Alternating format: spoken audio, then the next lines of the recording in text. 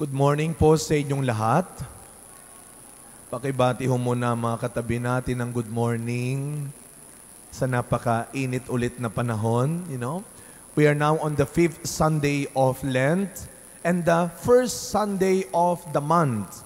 Kaya mamaya meron tayong blessing for all the birthday celebrants and anniversary celebrants. Every first Sunday we do that. This is what we call the Passion Sunday. Nagsisimula na po yung 2 linggo ng mas malalim, maigting pa na pagninilay-nilay natin at pagpapahalaga sa pagpapakasakit at kamatayan ni Kristo para iligtas ang tao. 2 weeks of deeper reflection of the passion and death of Christ. Ang tawag nga ho dito noon ay Passion Tide Sunday. Kaya natin tinatakpan muna, ito na yung tinatanong ng marami, Father, kailan ba yung tinatakpan yung mga santo? 5th Sunday of Lent. Tinatakpan ang mga imahen at santo. Hindi lang para balikan at pagnilayan natin. Hindi lang tanda ito ng matinding lungkot, takot, o dalamhati sa pagpapakasakit at kamatayan ni Kristo. Kaya natin ito tinatakpan at ginagawa rin. Tayo rin ay nagdadalamhati at nalulungkot sa mga ginawa nating kasalanan. Sa mga ginawa nating masama, puwera na lang kung talagang nag-e-enjoy ka na at masayang masaya ka sa mga ginagawa mong mali at masama. Tawa now, kawawa later. Enjoy na enjoy ka na ba sa mga tinatago mong kalokohan at sa mga ginagawa mong masama, hindi lang sa sarili mo, pati sa iba? Tawa pa more. Enjoy pa more. But we are all sure, kawawa tayo later. But as I always say, no matter how hard we try na maging masama at gumawa ng masama, God will never give up on you.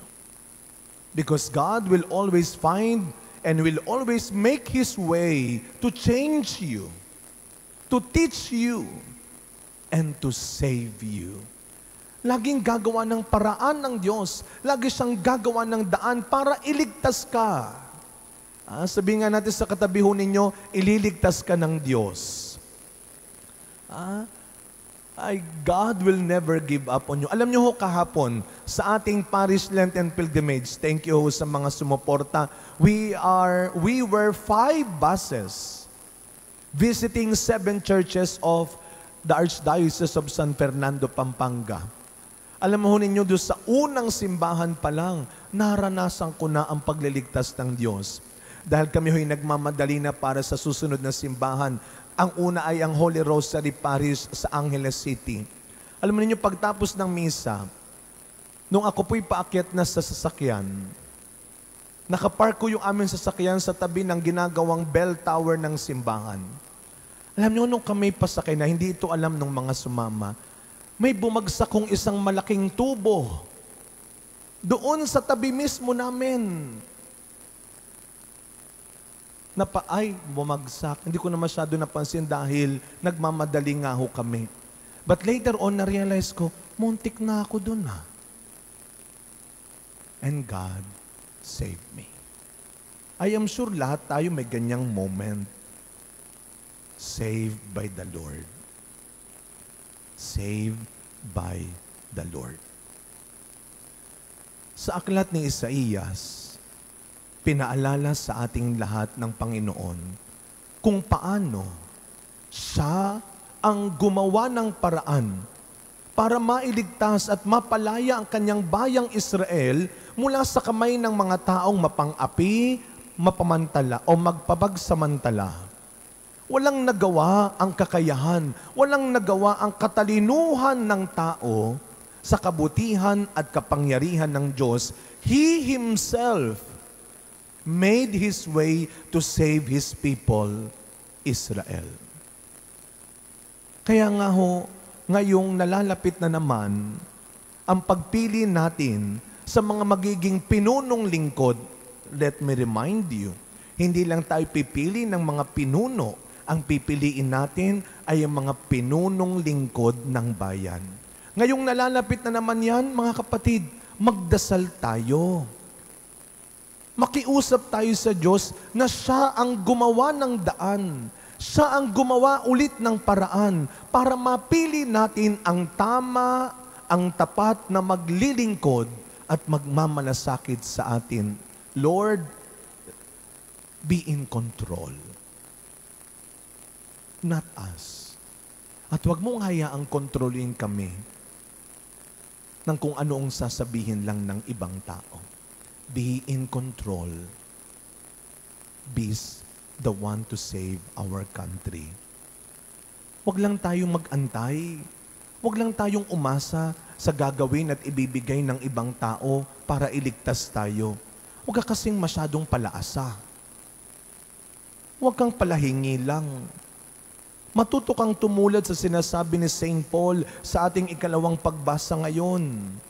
Huwag mong gawing mas mahalaga, huwag mong gawing mas dakila ang anumang bagay at sino man sa buhay kaysa sa Diyos. Anong sabi ni St. Paul? These are all useless. Ito ang natutunan ni San Pablo. Ang lahat ng ito ay walang halaga nang pinili ko na si Kristo. Huwag mong gawing mas mahalaga, mas dakila ang anumang bagay at sino man sa buhay. Mapapahiya ka. Maloloko ka. Mapapahamak ka lang. Kaya nga, ngayong Kwaresma, lalo na po mga kapatid, mas hangarin, mas pagsikapan mo ng paghariin si Kristo sa buhay mo. Sa pamamagitan ng pagtalikod, pagtigil sa masamang iniisip at ginagawa mo. Feed your life not with fear, but with faith. Not with anger, but with love. Not with lies, but with truth. Feed your life not with sadness, but with joy. Not with anxiety, but with peace. At pag ginawa mo yan, iniwasan mo nang gumawa ng mali, iniwasan mo nang sumama sa nagtuturo sa iyo ng mali, iniwasan mo nang mag-ipon ng maraming mali, makinig ho kayo, asahan mo, maraming hindi matutuwa sa iyo. Maraming magtatampo at magagalit sa iyo. Katulad ng mga Pariseo at Eskriba na hindi natuwa, hindi naging payapa sa mga nakikita nila at naririnig nilang ginagawang maganda ni Kristo noon. Kaya nga, mga kapatid, kailangan mong maging handa. Dahil meron talagang 5 sa 1,000 tao na hindi ka lang magugustuhan, kundi pag-iisipan, pagpaplanuhan kang patigilin at sirain. You know, they can use things, people, so important to you. Kagaya ng ginawa nilang paggamit sa babaeng nahuling nangangalunya. Dinala nila ang babaeng ito, hindi lang dahil alam nilang mali ang ginagawa niya. Ginawa nila ito para hulihin pa rin si Kristo. You know, bad people, evil ones, can abuse not only the bad things, the weakness in you, but even your strength and your power. Tandaan natin mga kapatid, hindi sinisira ng kalaban ang sirana. Hindi niya pinababagsak ang matino. Hindi niya tinatalo ang lumalaban. Bantayan mo yang sarili mo. Hindi lang ang kahinaan mo, maging ang kabutihan mo.